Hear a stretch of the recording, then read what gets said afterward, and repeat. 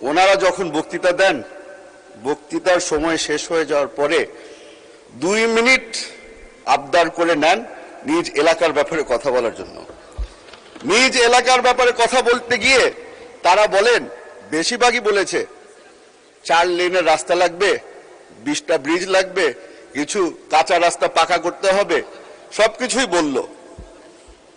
কথাগুলো শুনে মনে হলো উর্দুতে একটা কথা আছে, তুম করো তো চমৎকার, হাম করে তো থাক, আর বললামই না। বিসমিল্লাহির রহমানির রহিম। মাননীয় স্পিকার, আপনাকে ধন্যবাদ। আমার বাজেটের উপরে আলোচনা শুরু করার আগে আমি আপনাকে একটু বলে রাখি, আমি বর্তমানে একটু কনফিউজড আছি। বেশ কয়েকদিন ধরে আমাদের বিরোধী দলের নেতাদের অনেকগুলি স্পিচ শুনলাম, শুনে একটা জিনিস বুঝতে পারলাম যে যখন আমাদের অর্থমন্ত্রী কোনো বড় ধরনের প্রজেক্টের কথা বলে তখন ওনারা নারাজ হন, কারণ বাজেটটা অনেক বড় হয়ে যাচ্ছে। তবে ওনারা যখন বক্তৃতা দেন, বক্তৃতার সময় শেষ হয়ে যাওয়ার পরে 2 মিনিট আবদার করে নেন নিজ এলাকার ব্যাপারে কথা বলার জন্য। নিজ এলাকার ব্যাপারে কথা বলতে গিয়ে তারা বলেন, বেশিরভাগই বলেছে 4 লেনের রাস্তা লাগবে, 20টা ব্রিজ লাগবে, কিছু কাঁচা রাস্তা পাকা করতে হবে, সবকিছুই বলল। কথাগুলো শুনে মনে হলো উর্দুতে একটা কথা আছে, তুম করো তো চমৎকার, হাম করে তো থাক, আর বললামই না। স্পিচে চলে যায় মাননীয় স্পিকার। আমার বাবা বলেছিল, a budget is a moral document, for it reveals not only what a government can afford, but it also chooses to value. আপনাকে আজকে বলে দিতে চাই, মাননীয় প্রধানমন্ত্রী তারেক রহমান সাহেবের সরকার আমাদের হিউম্যান রিসোর্সেস ডেভেলপমেন্টকে সবচেয়ে বেশি প্রাধান্য দিচ্ছে। সবাই ছোট ছোট করে বলে, একজনে বলে এডুকেশন, একজনে বলে হেলথ কেয়ার, সবকিছু যদি আপনি এক জায়গায় মিলিয়ে নেন তাহলে ওটাকে হিউম্যান রিসোর্সেস ডেভেলপমেন্টই বলা হয়। এখন এই জায়গাটায় যখন আমি আসি, আমাদের টেকনিক্যাল এডুকেশনের ব্যাপারে প্রথমবারের মতো আমি শুনতে পেরেছি যে বাংলাদেশ জাতীয়তাবাদী দলের সরকার একটি বড় অঙ্কের বাজেট আমরা তৈরি করেছি এই সেক্টরের জন্য। আমি তার কারণে ধন্যবাদ জানাই মাননীয় অর্থমন্ত্রীকে। মাননীয় স্পিকার, এই বাজেটকে ডিসক্রাইব করার সময় বিরোধী দলের নেতারা এটাকে বলেছে রিস্কি, ওভার অ্যাম্বিশাস, একবার বোধহয় শুনেছিলাম একজন বলেছিল ফ্যান্সিফুল। এখন গতকালকে আলাপ আলোচনার সময় আমার পিছনে একজন আমার নিজের দলের একজন নেতা বলেছিল এটা একটা সাহসী বাজেট। এখন আপনি হয়তো শুনে সাহসী কেন বললাম, উনি বলেছিল আপনি চিন্তা করছেন, তবে আমি একটু ব্যাখ্যা দিয়ে রাখি। আমার প্রধানমন্ত্রী আইনমন্ত্রী এনেছে চট্টগ্রাম থেকে, সাহসের কমতি ওখানে কোনো সময় হয় না। আলহামদুলিল্লাহ। আইনমন্ত্রী না, অর্থমন্ত্রী, সরি, অর্থমন্ত্রী। মাননীয় স্পিকার, আমি আপনার থেকে বেশি সময় নিব না, কারণ আমার নিজ এলাকারও কিছু বিষয় আপনার সামনে তুলে ধরতে চাই যেটা ন্যাশনাল ইম্পর্টেন্সের সাথে চলে আসে। আমাদের বিরোধী দলের অনেকেই বলেছে যে আমাদের ট্যাক্স কালেকশন নিয়ে অনেক জায়গায় আমাদের ঘাটতি আছে। ওনারা আমাদেরকে বারবার করে প্রবলেম দিচ্ছে, সলিউশন দিচ্ছে না। আমি আজকে ছোট একটা সলিউশন নিয়ে এসেছি। রাঙ্গুনিয়া চট্টগ্রাম 7 আসনের সবচেয়ে বড় সমস্যা বর্তমানে হচ্ছে অবৈধ বালি এক্সট্রাকশন।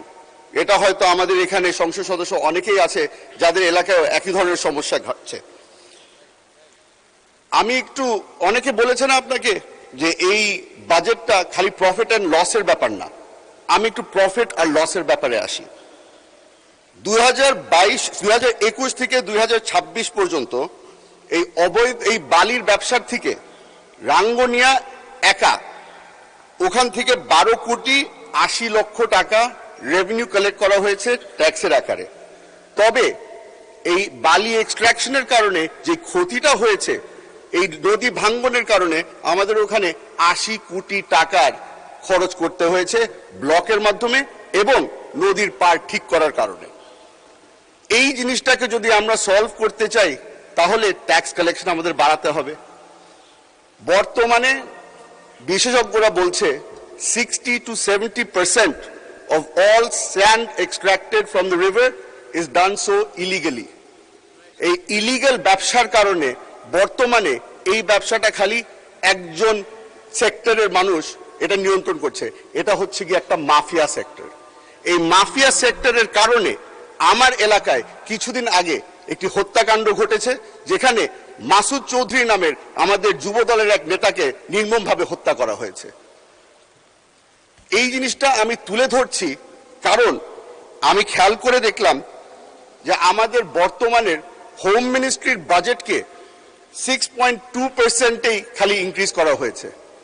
এই 6.2% ইজ নট এনাফ। আমাদের বাংলাদেশের পুলিশকে যেভাবে করে আমরা দেখি বর্তমানে, তাদেরকে আরো শক্তিশালী করতে হবে। They have to be well equipped and well trained. মাননীয় স্পিকার, আমাদের একটা এখানে আমরা এখন অভ্যস্ত হয়ে গেছি, বর্তমানে একটা কম্পিটিশন চলছে। কম্পিটিশনটা হচ্ছে গিয়ে কে কত ভালো আরবি বলতে পারে, কে কত ভালো আয়াত মুখস্থ করে বলতে পারে।